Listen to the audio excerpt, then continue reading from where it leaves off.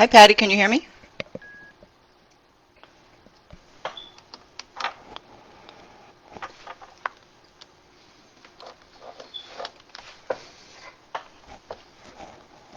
No one can hear me? Scroll down. Still can't hear me. How about now?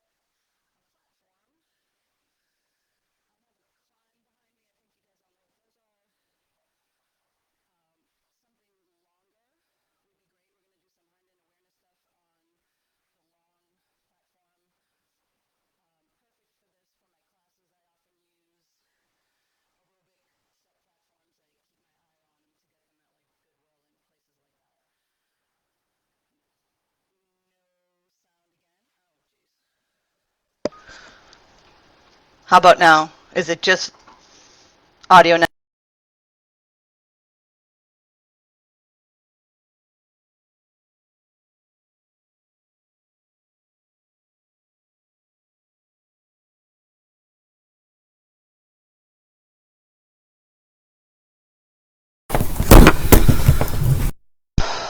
How about now?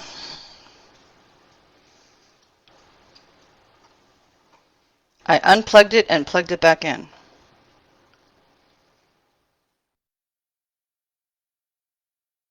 Someone give me a yes or no.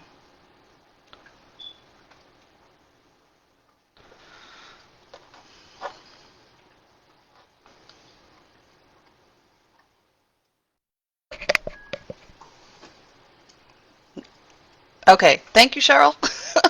Hi, Bob, if you're there. So I'm going to go through that again because I'm sorry if you didn't hear what I said. So to play along at home, we're really going to need three things. Something to perch on, this feed bucket. Hardcover books work really well. Those of you that have been doing training for a long time, we know that we used to use phone books. A box that your dog can fit 4 paws in. You have time if you want to get a scissors or a knife and find a box and cut it lower so that they don't have to really jump in. It shouldn't be much higher than this for like a medium-sized dog. And a platform. I use, for this class, we're using a longer type of platform. This is a dog platform. If you guys want the link on where to get these, I can add it at the after. Cheryl, everyone else can hear. Maybe you need to turn yours up.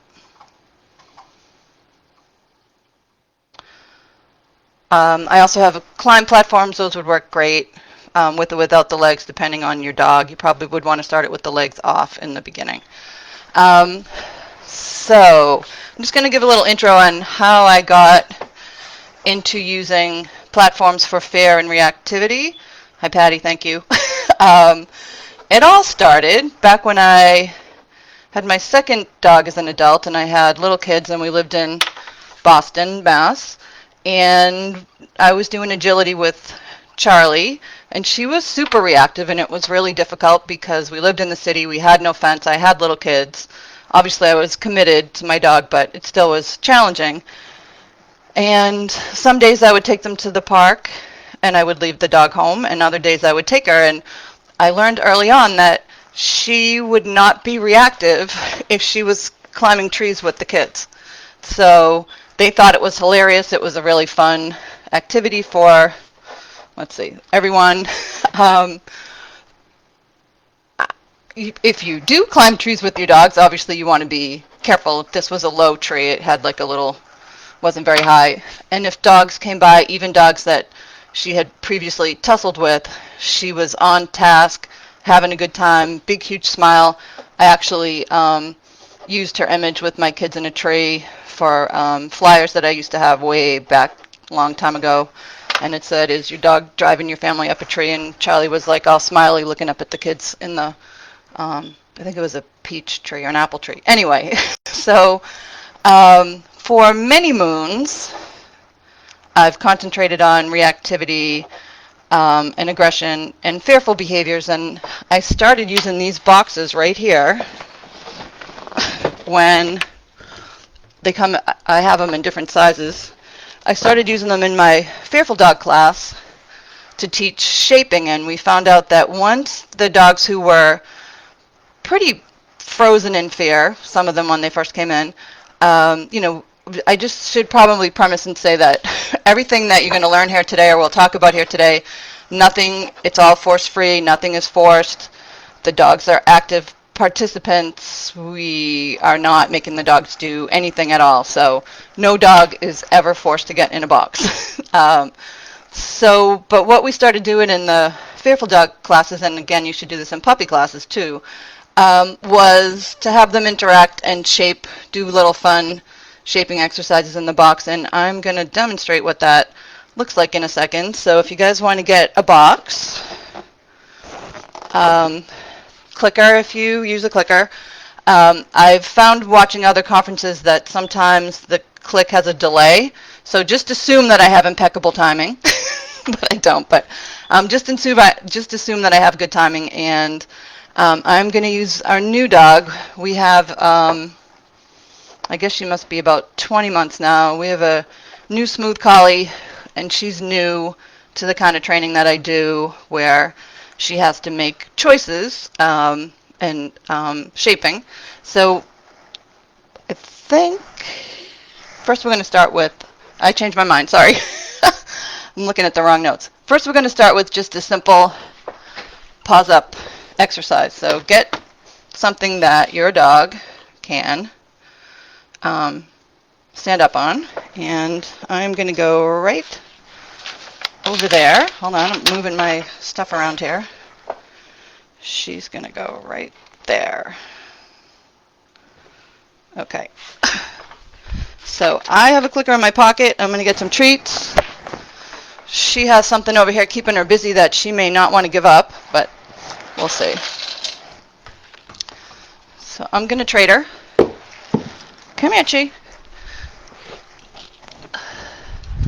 So before you go on to the box stuff, you want your dog sticky, good girl, so that when they see something and it comes down, they know that they're going to get paid to get on it.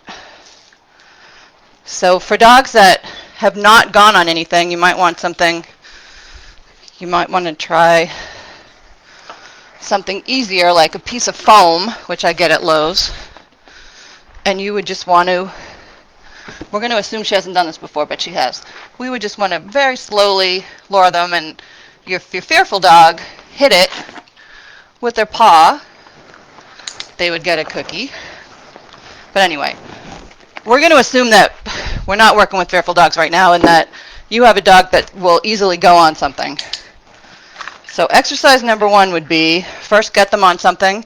And for some of you that I invited, I know your dogs are not going to be doing what she is doing right now, which is being sticky to the bucket. But you really don't want to go much further for the other things until your dog sees a little something, whatever you put down, and they'll stick on it. Good girl. Off. Um, I'm going to let her take a break for a second, give her a thing back.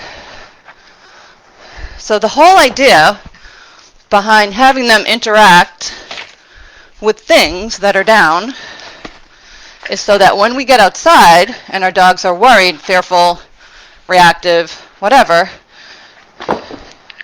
you can use an enriching environment like rocks, tree stumps.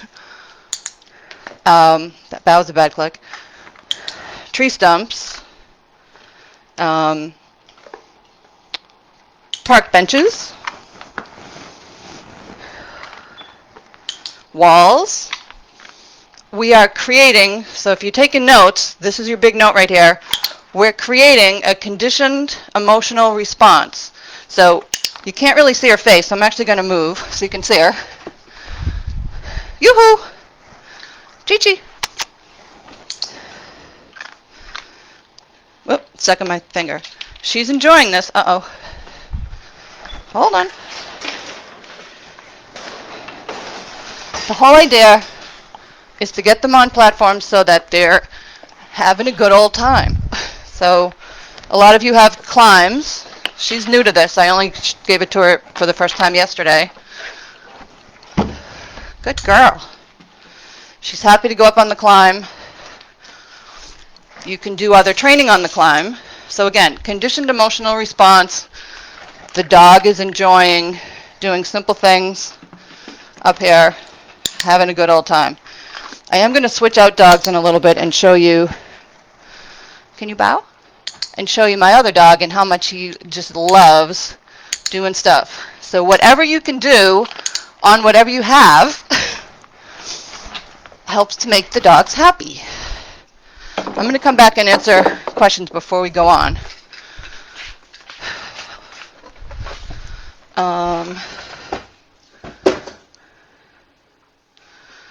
Anybody else having it cut in and out? It could be my internet.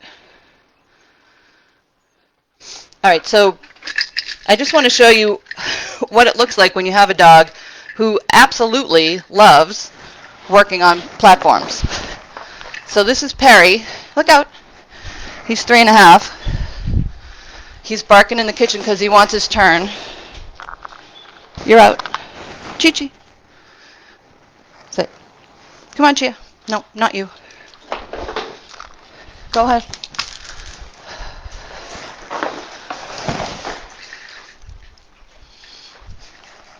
I just want you to see what a dog who loves working on platforms looks like.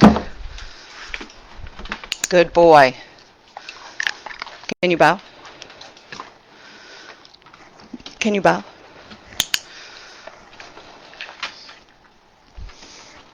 Good boy. Go get it. Oh, again with the gate? Can you bow? You can teach them things that they haven't been able to learn before. Perry's working on down, back down, bow from a down. Yeah, good boy. So whatever you can do that your dog enjoys doing on the platform, can you spin? Come here. Spin. Spin. And bow. Good boy. You can work on stays, down, all the way. You can work on stays. Come here. You can work on down, down. Lie down, down. We've been working on bows yesterday. But you know what? It's not wrong that he wants to do that. Down. Cross your paws. Good boy.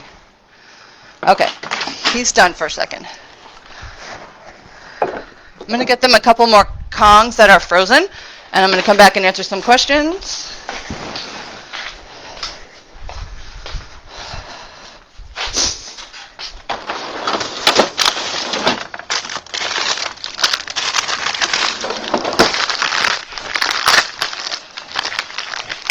There you go.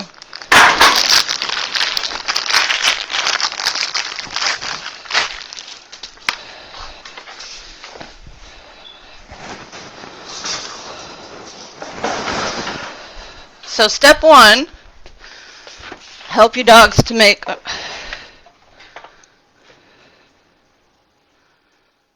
Okay, thanks. All right, I'll move the platform in a different place next time, Cheryl.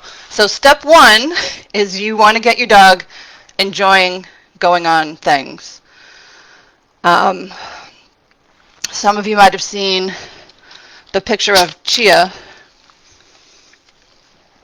We went for a woods walk the other day, and I looked up and I didn't see her because she had run ahead and gone on a newly cut down tree stump, and she kind of blended in to the sunrise. It only lasted for like 3 seconds, but I thought she was gone. But that's how much she likes it. When we go on walks, we interact with the environment all the time, like all the time. And that makes for a more enriching walk. Now, dogs that I work with here in Portland, Maine, especially the city dogs, I have them do a lot of environmental enrichment. This last summer, I had quite a few dogs in that had been in my Control Unleashed and Reactive Dog classes that were able to take parkour classes, which basically, here's how that class worked. It was 5 weeks.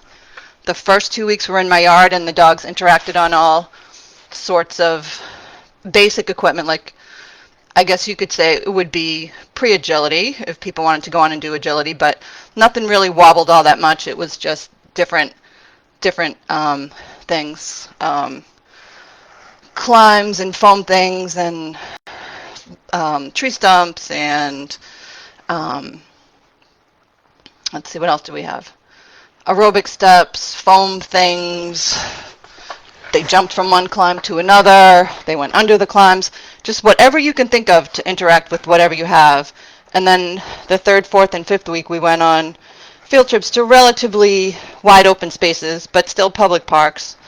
And I had scouted locations to find places to go. One of the places that we went to was a summer camp playground that was probably built in the 60s, and it was really super fun. And they went in like wooden trucks and put their paws up and drove. And anyway, everyone had a really great time, and it just got me thinking about how these dogs were not able to go and work around other dogs prior to doing this type of behavior. Now, it does not, right? Peach one on my hammock. That's true. Thanks, Kim. Obviously, we held it, and she didn't spin around and fall. But she did it with humongous gusto. And so Kim, who just commented, she was in that class, and her dog is still somewhat reactive to certain stimulus, to include trucks, yet we had a class. They were on the page where I announced this class. We're at Fort Williams Lighthouse in Cape Elizabeth, Maine, and there's a parking lot right there, and the dogs were posing on rocks in front of the lighthouse, and you know, people loved it. So okay, so Lisa asked, how does this keep your dog from reactive negatively towards surrounding activities?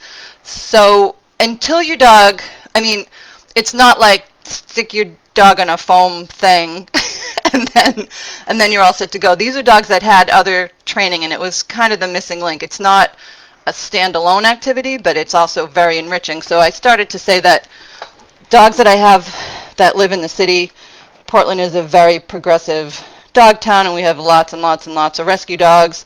And they started to just get more confident, like come down from the third floor, look both ways, nobody's here. Oh, look, there's the little wall in front of my house. I'm going to go up and down that a couple of times while just to keep busy and get some cookies. So again, it doesn't stand alone. It doesn't really work unless your dogs have a conditioned emotional response where they know that good things are going to happen. It kind of kicks in happy memories. It's also a good thing to do in the house. I'm going to show you some other things. We had one dog here this summer, Stomper, who could back up to tree stumps, which my dog Perry can do because we've been practicing on the ottoman. I'm happy to show you that if you want, but we're going to do some hind end awareness stuff, which is good for overall balance. It's good for agility dogs. It's good for any kind of sport. I'm going to show you a couple of exercises that you can try at home. Anyone have any other questions? All right, I need one more sip, and then I'm going to switch dogs out again. So, I'm skipping around a little bit. I don't know if you all know, but Ruby put this conference together pretty quick, and when I agreed to speak, I didn't realize anyone was actually going to be here. So next time I present on this, I'll have slides and a PowerPoint. But for today, we're just winging it, but it's only an hour. It's not 3 hours. That was wrong. Okay, so I'm going to switch out dogs, and I just want to give you a little heads up on the next exercise, which I'm not going to lie, Chia took a little while to figure this out, and it could go either way. And basically, she learned to back up on her own without being told. Now, her breeder is on here, and I know that they did some backup, but not in the way before I got her. She's been here since October, but not in the way that I taught it, which is it's all voluntary on her part. So give me a second while I switch dogs, and I will put the camera right there. Perry, I've been using this rolling chair, has been really good for this.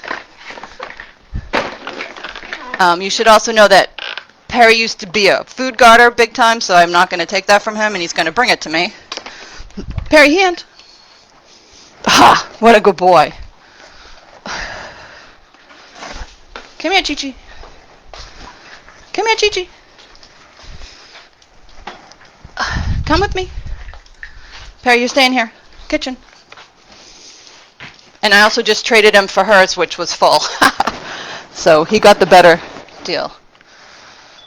I almost did one on food guarding because that's my new specialty, because boy, I worked hard at that. He came to me as a puppy, and he was a scary, scary dog. He used to guard invisible things from us, and he came that way. Okay, so we're working on hind-end awareness. I'm going to see if I put this there. You guys can see it, right? Yep, okay. So I'm going to move it down a little bit. Come here.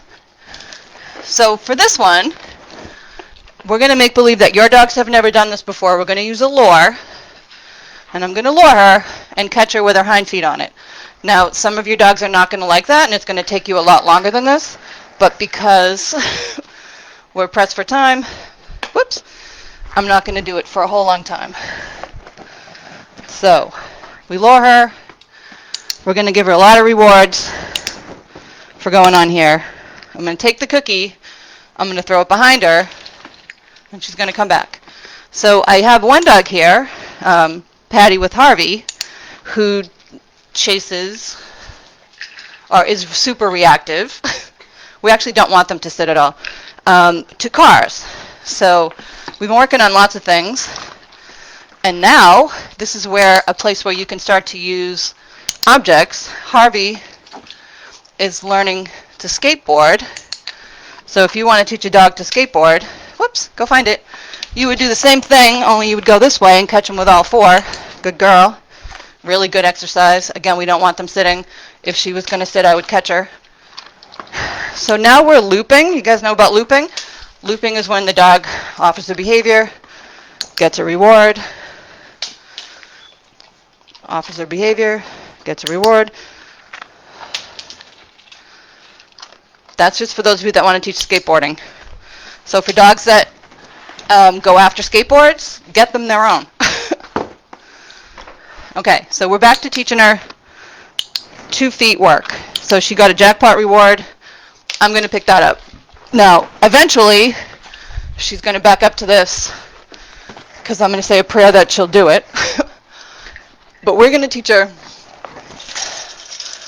back up in a completely force-free way. First, I need another sip of water, sorry.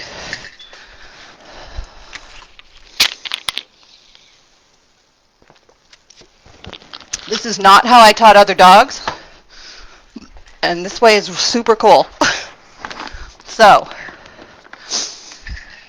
it goes like so. You sit in a chair, get my clicker back out. I'm going to put the cookie between my legs. Oh, I don't want to, and I'm going to click when she backs up. And she doesn't have to make a whole big deal. Just whatever you get. Good.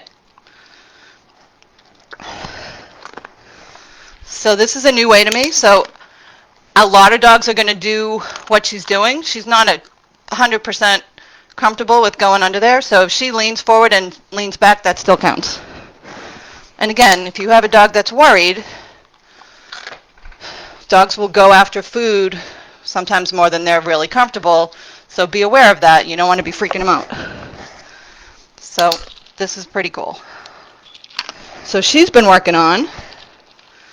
Eventually I want to be able to have her back up onto lots of different things. Good girl. Good girl. That was really good.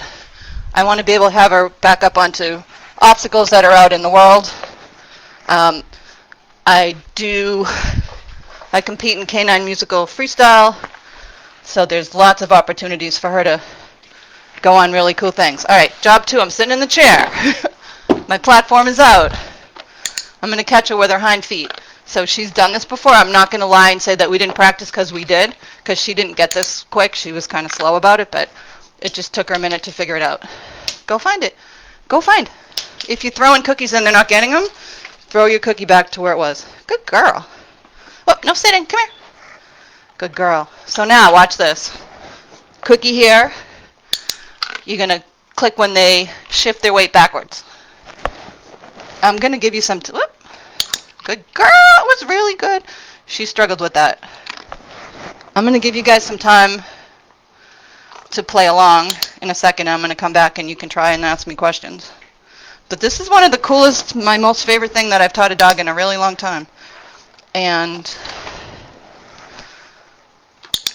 good girl. So when I work with my dogs, I want them to be partners with me, and I don't want to be forcing anything on them. I want to teach them to think. And I want to get really complex. So the less I tell them, and she needs to straighten out, the more I let them figure shit out, the better. Good girl. That was good. And again, I'm not going to lie, this took her a really long time to sort out. But I also took the time to let her figure it out. And by a really long time, I mean my other dog learns everything super fast. Good girl. Good girl. You're done. And she had to sort it out, but also she hadn't been taught to think like that. And again, when she's on walks, she'll just prance over to whatever the next thing that she can pose on, and she loves it. And the other thing that does is we do a lot of off-leash walking in the neighborhood, and she stays close. Cheryl, I know she's awesome, isn't she? What is the pad from Lowe's? Okay, so you can go to Lowe's or Home Depot or whatever country you're in. Just get a piece of foam. You can cut it to whatever dimensions you want. If you were going to do this one that I love so much, the length doesn't matter so much, but you don't want really more than 2 inches on either side when your dog is standing. And then you could cover it with duct tape. And you can get pretty creative with colors, or we used to have ones with ducks. And before that, we had ones with Jonas Brothers, because that's how old I am, because my daughter's like that. You can do lots of things with foam squares. You can also do lots of things with human exercise equipment. I just got some pads, which I can show you, pretty cheap on Amazon, that the same one in the dog world would be 4 times as much. You can also Google making, platforms for your dogs and get ideas. You can do, if you do obedience, you can have square ones where your dogs just sit, or if you have sloppy sits, they can go and sit on there. Anybody want to try anything at home? I would think the first thing you'd want to do is work on 2 paws up with front feet. I'm going to give you all a few minutes to go and play. And how cute is my collie? She's the cutest. She's the cutest. Anybody playing at home?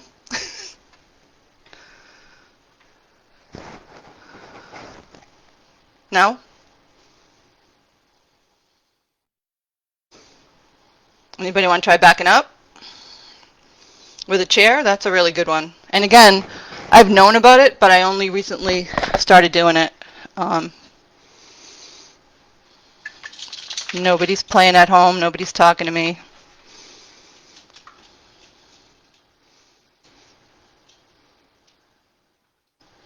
All right, hold on. I'm looking at my notes. Do you guys want to play? All right. Next up, we can all play along. So, in keeping with the idea that I want to teach body awareness, I want my dogs to be able to be safe on different obstacles. Those of you that are doing competitive parkour, this would be, so yes, Gemma, you want to play at home? Or yes, you want to do all the things later?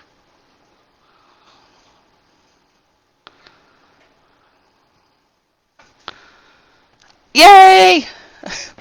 Lee, is that how you pronounce your name? Lee? Peach is at daycare. You actually could use your cats, yep. One of my goals with Chia, it's those of us that do a lot of trick training, we have unicorn tricks that we've not been. I just started back up because, yeah, so if you haven't done a lot of backup, this is a really good way to teach it. You don't have to go onto something. Actually, I should probably say the first time we did it, this platform comes in half. There's actually two. They're Velcro together.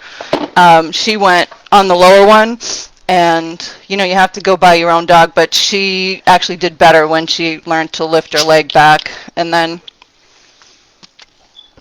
if they're learning back stretches like that, that's the beginning of lift one leg.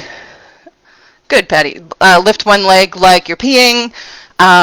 It's the beginning of, sometimes we call it Batman, where a dog backs up against the wall and does a little bit of a handstand. Some of our dogs in parkour class, actually the littlest one, nailed that on rocks in front of the lighthouse, which was really cool, and there was a whole bunch of tourists there. It was super fun.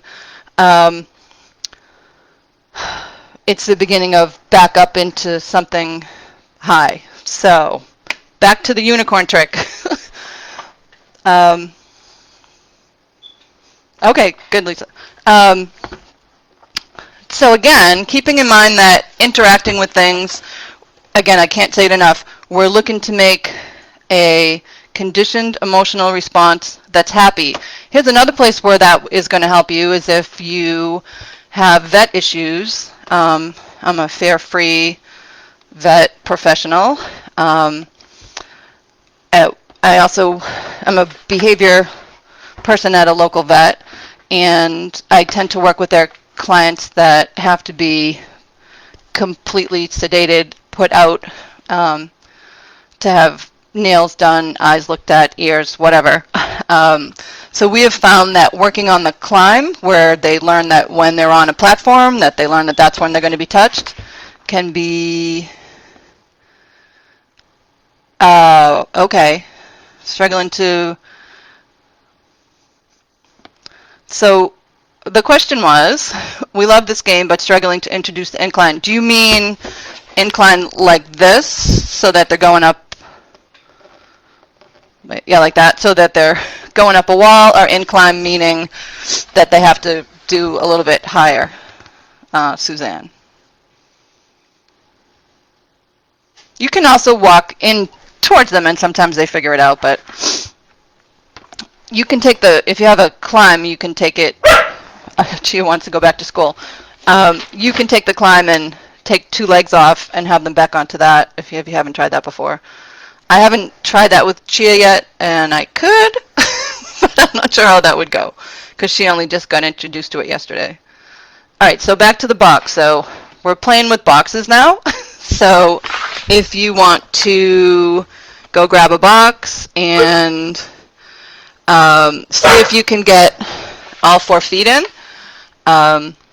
For those of you that are more advanced, the exercise would be all 4 feet, maybe do something in there like sit or spin, and then concentrate on 2 feet, and then front feet, and then back feet. And then Perry's been working on right side and left side, but I'm not going to have him do that today because he's too quick and he tries to do 5,000 things at once.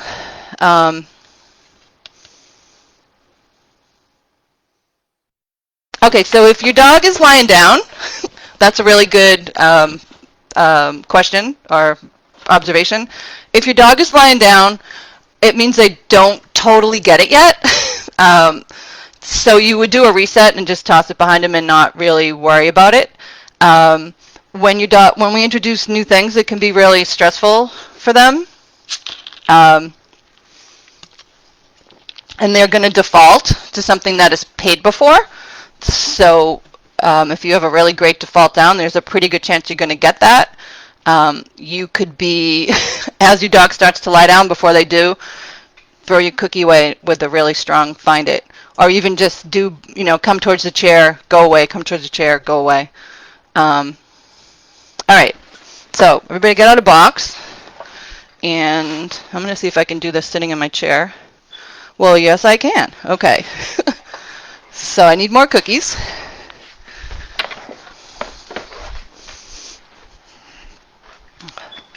So I've been skipping around because that's what happens when you have ADD. The unicorn trick that I'm looking for, and a unicorn trick is something that you have not been successful in teaching other dogs. Chia has shown me because she can go, seriously, she will balance on like an icy limb that's about this wide with all 4 feet. So she has shown me that she could do the Tupperware trick, which is basically you start with a box, and then they get smaller and smaller and smaller so that they look like a goat, and they're in a really small... So I'm just going to wait. She has a hard time with this, but I'm not going to wait too long. So she's not getting in, so I'm going to lure her in. Good girl. All 4 feet. All 4. That's not what I'm looking for, but there's no wrong, okay? Oh, there you go. There's no wrong. So she's smart. She figured out that she has more space if she goes diagonal. So I'm going to respect that and throw her cookie that way. Oh, and she also didn't get out because she knows that all 4 pay. If I wanted to isolate her back feet, good. I could just back up a little bit.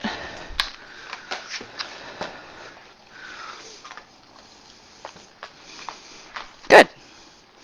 If I wanted to get back in, I could just walk towards her and ask her to sit. So for some of your dogs, sit. Yoo-hoo, Chi-Chi. Sit. That's not it. Come here. Sit. Yoo-hoo, come here. Sit. So if your dog doesn't want to do something, that's okay. She'll get it another day. But I'm going to try one more time. Again, nothing is forceful. Sit. Yoo-hoo. She thinks that that's cool. There you go. Good. Oh. She started to sit and got her tail caught. I don't know if you saw that. She also has been spinning in the box. Or not. Come here. No, come here. If you want it. All right, never mind. She is on break. That's what happens with live. That's still okay. Nothing's wrong. She still had a good experience while we were hanging out.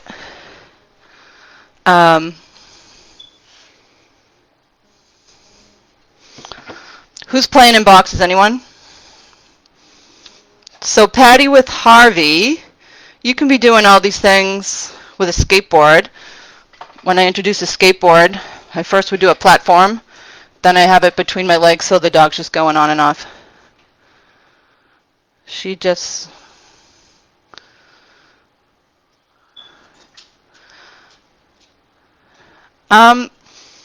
So Suzanne, she might not be ready, or we do a thing called changing the picture. You could try do it in a different place in your house. You could try it with a different type of platform. Sometimes if they see another dog do it, they're like, oh, I can do that.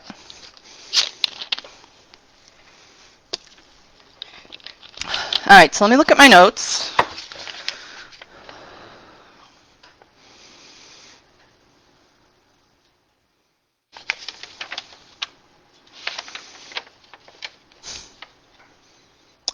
If you don't have boxes big enough, you could just do 2 front feet in or 2 back feet in. So I'm going to go back to boxes, and I think I'm going to switch dogs, although Chia's going to bark, so I might have to put her in my room, which will take me a minute. Laundry basket, awesome. So when I was teaching Fearful Dog class, and it's been, a year, bounce wobblers, that's hard, good. I found out, and with my reactive dog class, I had enough of these boxes because a friend got them from work, and they come, again, I have them in 4 sizes, they get smaller. I was totally geeking out, and I was surprised to find that pretty much everyone who came to my classes was happy. Yeah, you can get out the skateboard. Was happy that I gave them a box and they could go home and do homework. And when they came back the next week, they were super confident to have this wonderful box that they could bring to class and that they didn't have to worry about the other dogs and they could concentrate. Now, obviously, it didn't work fast for every dog, but it was pretty remarkable how quick it changed, again, their emotions. Because if a dog is fearful and they're worried, we want to help them any way we can. So I'm going to switch out dogs real quick. Give me a minute. If you guys want to grab a drink or something, I'll be back in 1 minute. You have to get put away. Sorry.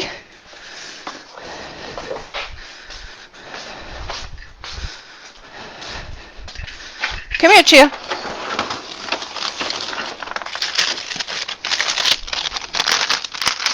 Come here, Chia.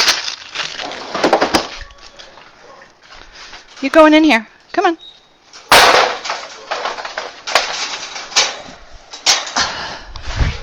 Okay. Okay, you're fine.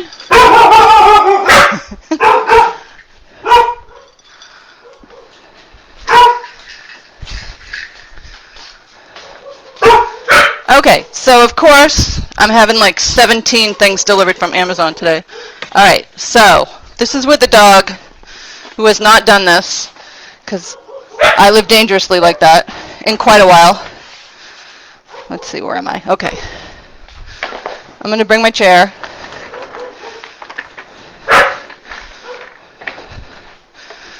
So if you were going to shape something with a box, some of you are familiar with Karen Pryor's 101 Things with a Box to do with the box. Okay, that counts, actually. I'm not a huge fan of that because most people, so I don't know if you noticed that, but I haven't started yet, and he's already putting his head in the box. So that counts. I'm going to pay for that. Then he put his head in the box longer, also counts. So whatever you do with a novel object. Now, obviously, if you're working with dogs that are afraid, good boy. Oh, stuck to my finger. I'm going to have to pick it up. Hold on. It could be something, again, like a piece of foam, or it could be a piece of yoga mat. You can cut a yoga mat in a square.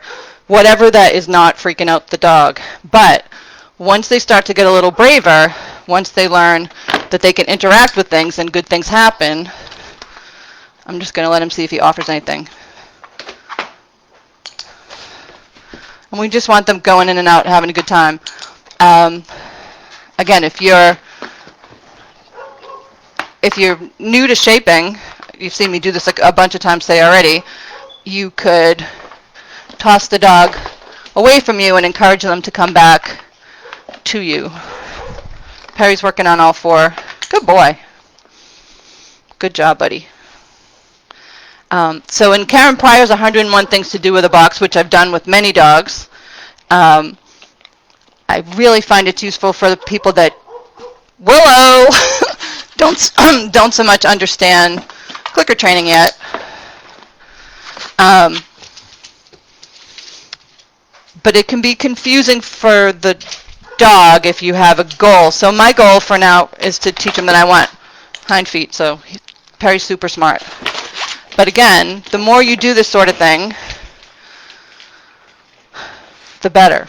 Did you get it? So it's under the gate. I might have to go get it. Good boy.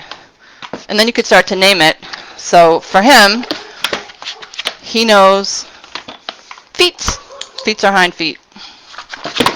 When you have a dog that knows a bunch of stuff, it can be hard to come up with names for things. Feet. Good boy. And if there's one takeaway, it should be how happy my dogs are to work. So Chia, the collie, she's a little bit more of a serious worker, but she loves it. Good boy. He's going to get a couple of cookies for that, because just say he was a shy, fearful dog. That was a lot of banging, right? That just went on with that. So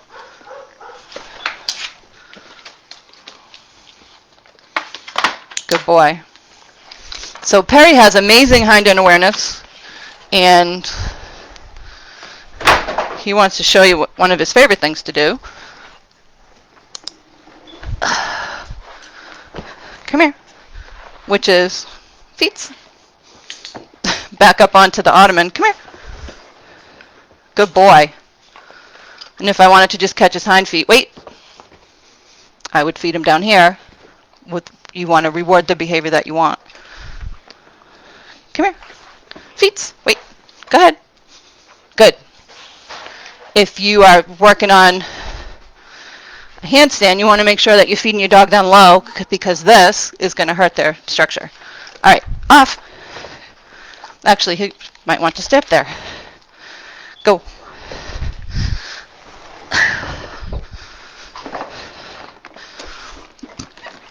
So him backing up to something high like that is in our freestyle routine, and it looks pretty impressive when he's going from a distance. So you guys have some questions? Nope, you don't. How's everyone doing?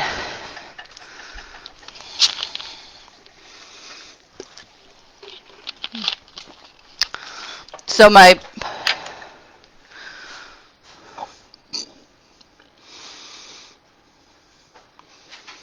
I can imagine, because I'm surprised that mine aren't chosen for a turn. Gemma. So we're just going to review a little bit. I want you to see his face. That's a dog who wants to keep working. He doesn't want to stop. He thought that was super fun. He just spent the last year being told that it wasn't his turn on Zoom, so he wants more. He wants more work. You could build a behavior around whatever your dog does naturally.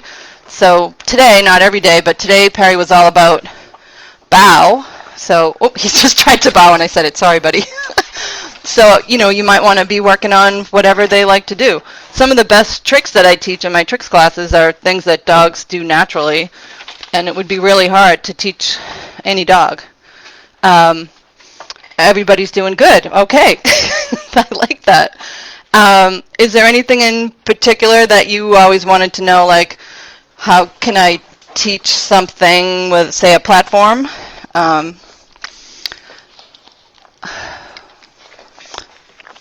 So again, I use it for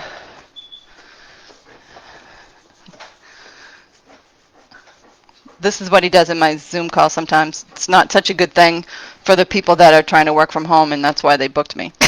So, you can follow my dogs on the Good Dogs Facebook page, which is facebook.com/gooddogstraining with a Z.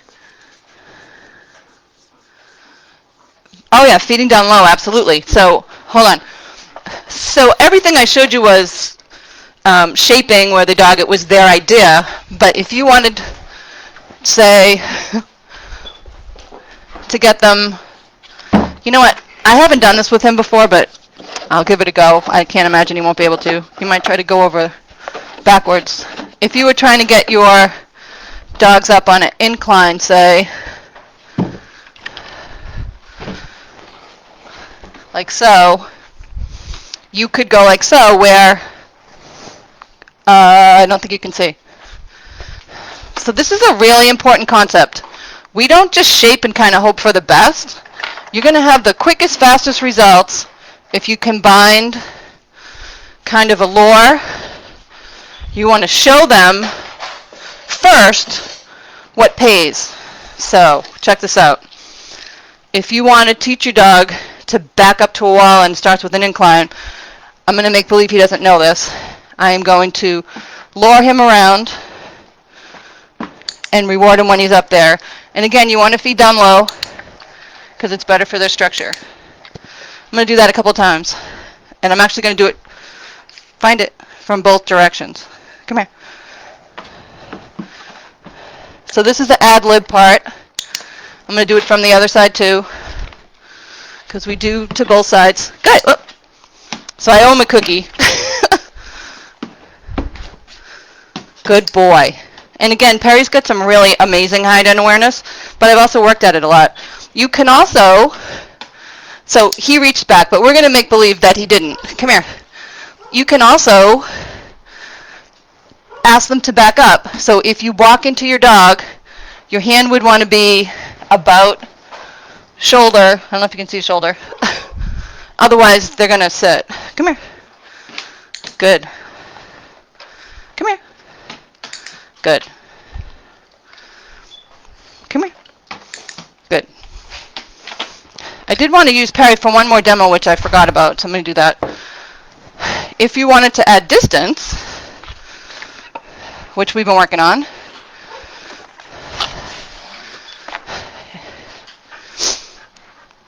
you're such a good boy. Come here. Go to your bed. Go to Matt. Matt. Down. If you wanted to add distance, just want to make sure you can see that.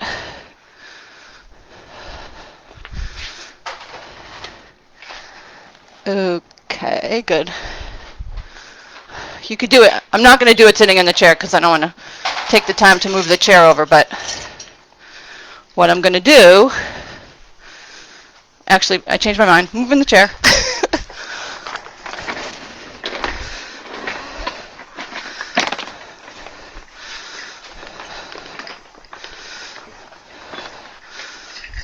Perry's ridiculously smart. He's the smartest dog I ever worked with.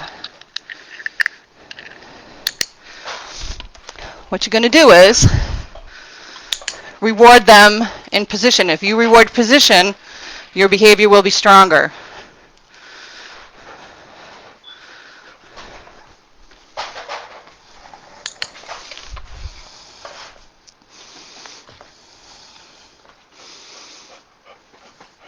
Wait. That's hard for him. He wants to come forward at the cookie. So I'm dropping, go ahead. I'm dropping a cookie between my legs. Keep going. Back up. Back up. Back up. Wait. You, just as a reminder, in case you don't already know this, back up. You don't want to continue to make things harder for your dog, so you want to do a couple easy ones. So now again, I do freestyle. Come here. So this is how we dance. Good boy. That was excellent. Good boy.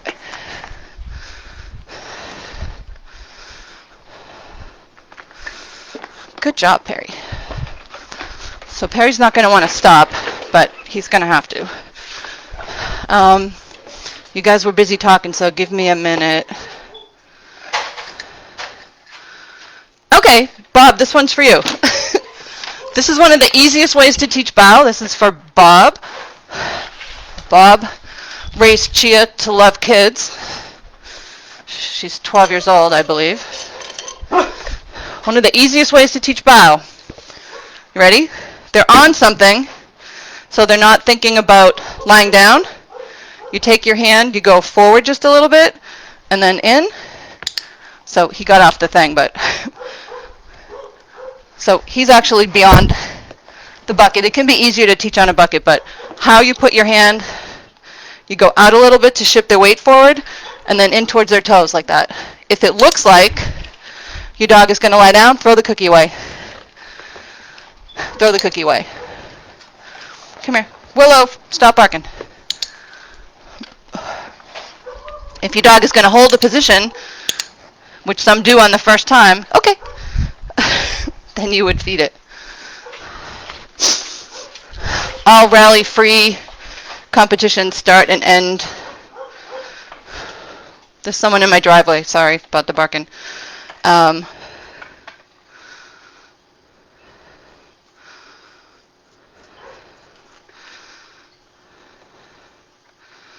Yes, platforms are awesome.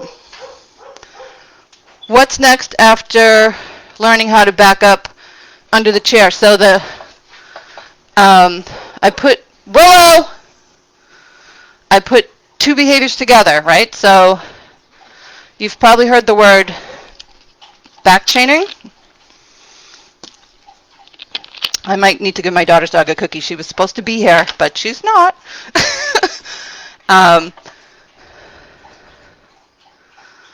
What do you mean 10-pound Bob? That's another dog?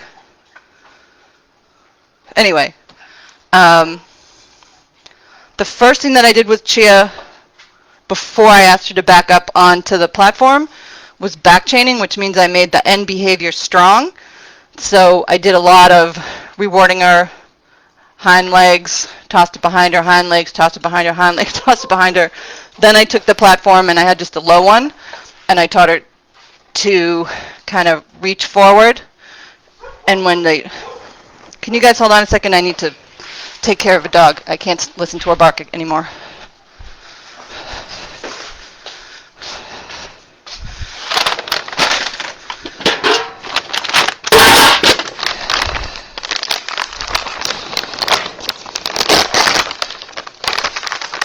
I'll be back in 1 second. Whoops.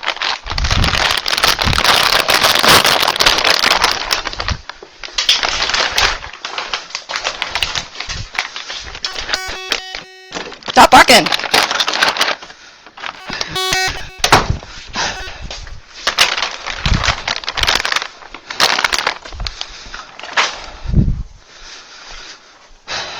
All better. There's someone working in the driveway. Oh, almost 10. That's awesome, Bob. You're awesome. I don't know why I thought you were 12. Okay.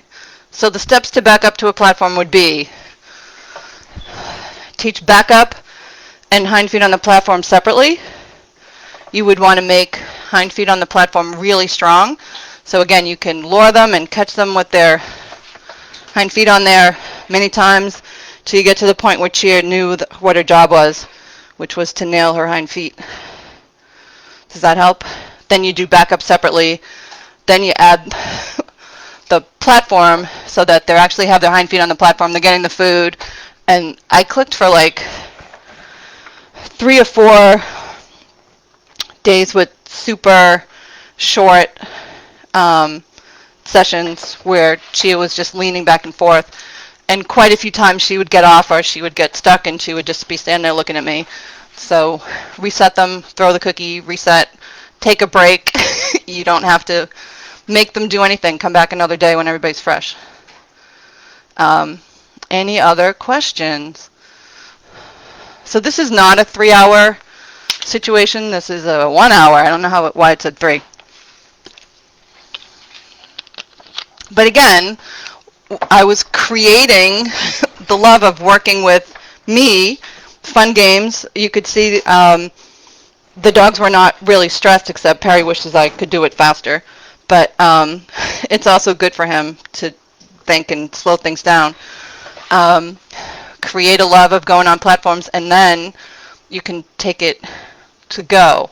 So I did want to talk for a minute about a dog that I had, Beck, who was highly reactive, and before climbs were invented, I found out that he could attend some pretty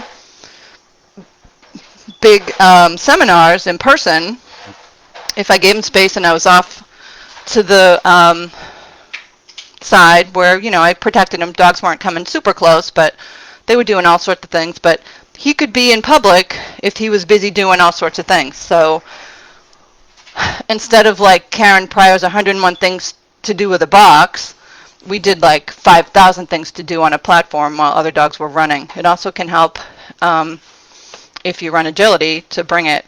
However, I do want to just stress that if your dogs are over threshold, if they're barking and lunging, this is not the time for that.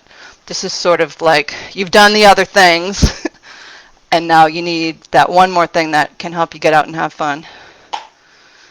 Okay, so I somehow made an hour and didn't throw up. So I felt a little nauseous this morning, I'm not going to lie. I want to thank you all for coming. And again, if you wanted to learn more in a little follow-up, I'll put some links, but you can certainly follow Perry and Cheetah on my Facebook page, Good Dogs Training with a Z. So no questions. I'm pretty psyched that you guys were all here and hope you learned a few things. Just so you know, this took me like 30 years to learn all these things.